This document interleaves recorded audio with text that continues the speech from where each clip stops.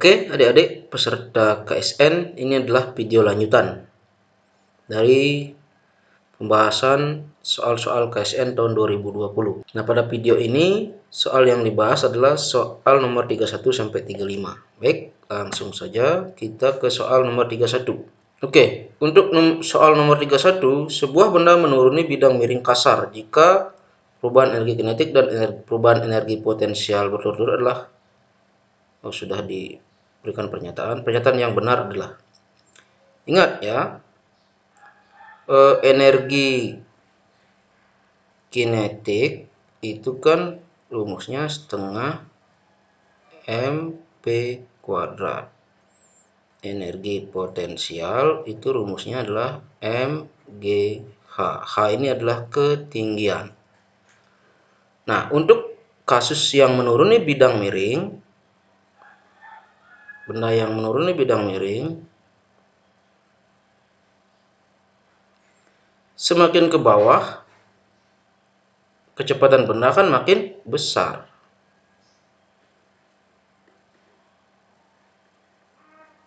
Sehingga energi kinetiknya akan makin besar untuk benda yang turun ke bawah ya.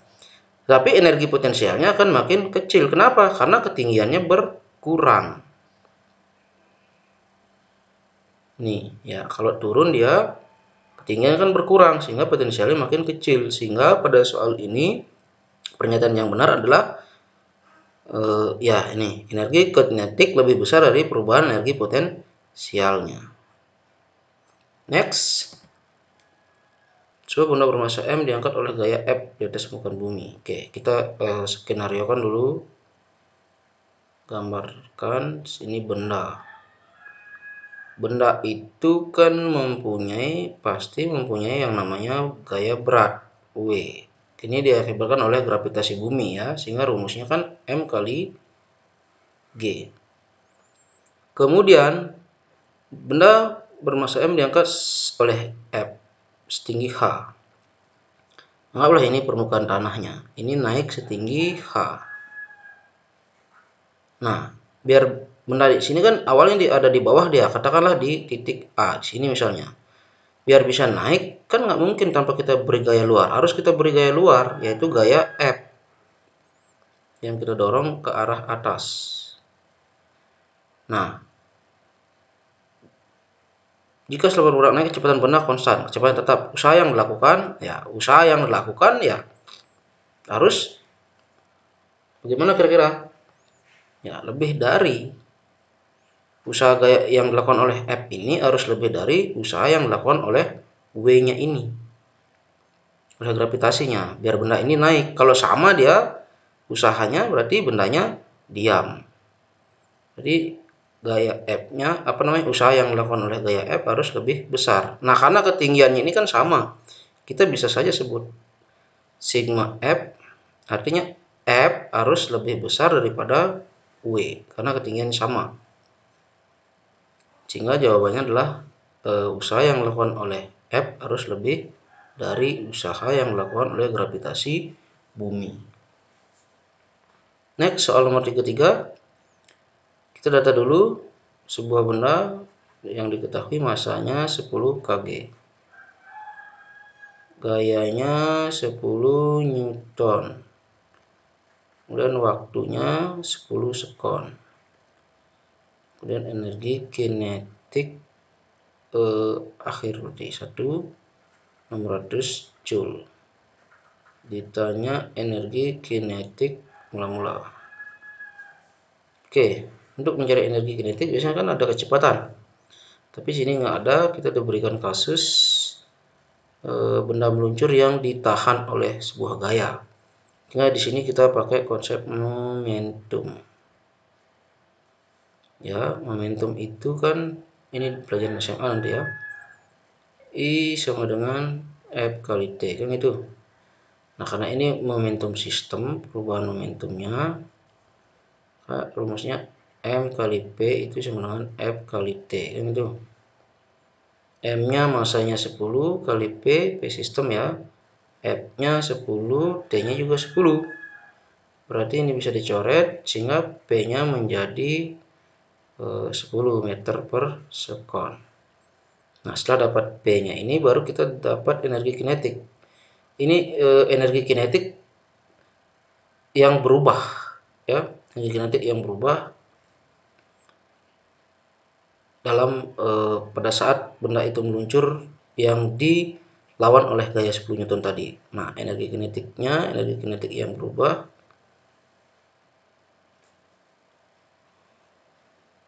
energi kinetik sistem kita katakan boleh. Itu kan rumusnya setengah mp kuadrat kan itu. Setengah masanya 10 kali 10 kuadrat. Karena kecepatannya ini kan dapat tadi 10 kuadrat. Jadi kan 5 kali 10 kuadrat kan 100. Jadi ini kan jadi 500 Joule. Oke, yang ditanya kan berapa energi kinetik mula-mula? Energi kinetik mula-mula titik 0 ya. Kan pasti karena ini dilawan dia berarti kan kira-kira berkurang atau mula-mulanya lebih besar apa lebih kecil dari 600?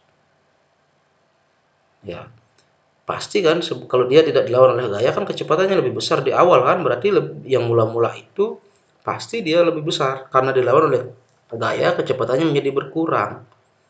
Sehingga ini tinggal dijumlah aja. Energi kinetik mula-mula itu berarti energi kinetik akhir yang 600 tadi ditambah dengan energi kinetik yang hilang atau energi kinetik sistem. 600 tambah 500 berarti 1100 Joule. Jawabannya adalah yang A. Next, soal 34. Oke, untuk menjawab soal nomor 34 ini kita lihat dulu kasusnya. Sebuah bola bermasa, ya diketahui masanya 0,5 kg.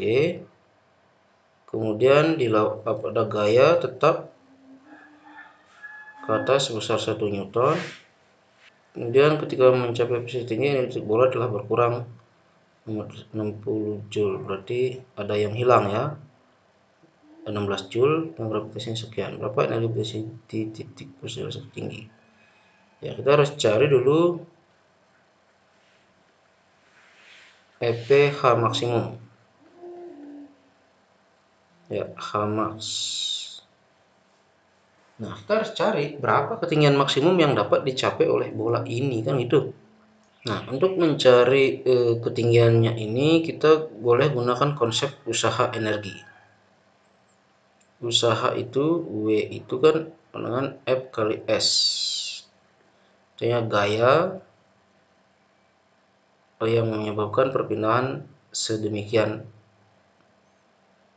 jauh itu, misalnya berapa perpindahannya. Kita memakai konsep usaha W itu. Nah, pada konsep ini kan terjadi perubahan energi. W itu kan perubahan energi. Energi apa yang berubah? Karena yang hilang di sini dikatakan energi kinetik, berarti ini perubahan energi kinetik. Kan ada yang berubah energi kinetiknya. Nah, kemudian ada dua buah gaya. Kita analogikan dulu. Pada saat benda ini berpindah ke atas, ada dua buah gaya yang bekerja. Ada gaya berat yang besarnya M kali G.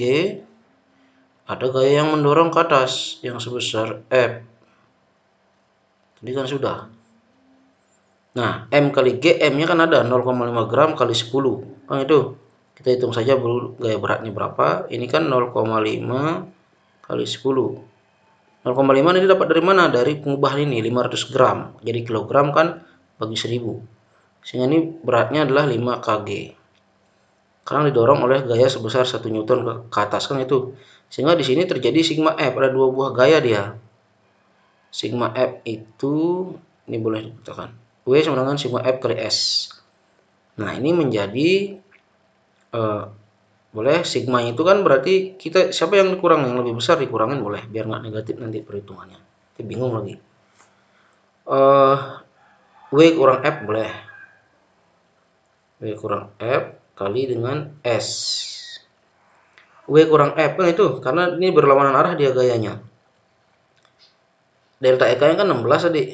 Kemudian W-nya berapa tadi? 5 kurang 1 kan itu jadinya S. Nah, pada posisi arah naik turun, misalnya bendanya tadi berada di sini. pindah ke atas, kan ada perpindahan sejauh H. Kalau dalam arah naik turun kan H nama S-nya nih. Kita ganti dengan H boleh. Sehingga 16, ini 4, ini H. Berarti 4H sama dengan 16. Itu berarti H kan sama dengan 16 bagi 4. 16 per 4. Berarti H sama dengan 4 meter. Berarti energi tertinggi, posisi tertinggi yang dicapai oleh benda ini adalah 4 meter. Sehingga sekarang kita bisa hitung energi potensialnya. Energi potensialnya berarti kan M G H. M-nya 0,5, G-nya 10, H-nya 4. Nah itu 0,5 kali 10 kan 5. Kali 4 berarti 20. Berarti 20 Joule. Next, soal 35. Sebuah kendaraan bergerak ke kanan selama 2 jam, kemudian ke kiri selama 1 jam. Jika kelajuan kendaraan tetap, perpindahan. Ingat konsep perpindahan. Perpindahan itu beda dengan jarak, walaupun simbolnya sama-sama S. Perpindahan itu adalah panjang lintasan antara posisi awal dan posisi akhir. Oke, kita hitung dulu analoginya ini. Misalnya dia bergerak ke kanan selama 2 jam. Dia berangkat dari A. Kemudian bergerak ke kanan sampai di B. Nah, karena kecepatannya 80 km per jam ya. Ini kan artinya dia menempuh jarak 80 km dalam 1 jam kan itu, karena dia bergerak 2 jam, maka dia menempuh lintasan sebanyak 160. Jadi dari A ke B itu 160 km. Dan sekarang dia balik lagi ke kiri selama 1 jam. Anggaplah sampai di C. Selama 1 jam kan kecepatan tetap, kelajuan yang tetap 80 km per jam. Artinya 80 km dalam 1 jam kan itu, karena dia bergerak ke kiri selama 1 jam, berarti kan dia menempuh lintasan panjang 80 km dari B ke C. Berarti nah perpindahannya berapa? Perpindahan itu dilihat saja. Itu akan panjang lintasan antara posisi awal dan posisi akhir. Berapakah ini?